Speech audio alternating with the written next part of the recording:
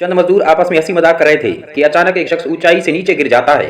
ठेकेदार फौरन घबरा जाता है और जख्मी की हालत चेक करता है। साथ ही एम्बुलेंस को भी बुला लेता है, लेकिन उसी दौरान ऊपर से मजीद मजदूर एक के बाद एक कूदने लगते हैं, जैसे खोलते पानी में गोले डाले जा रहे हों। स्कूल को फौरन इतला दी जाती है कि तलबा को निकाला जाए, क्योंकि हुकूमत को शक है कि ये सब कुछ किसी दहशतगर्द तंजीम के कीमियाई हमले का नतीजा है।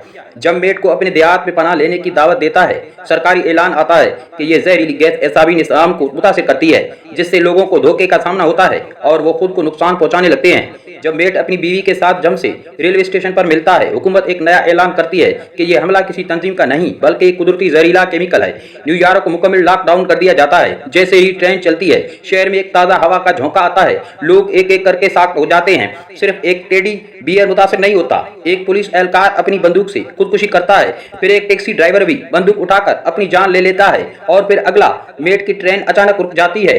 कंडक्टर बताता है कि उनका बैरूनी दुनिया से राब्ता मुनक़ता हो गया है।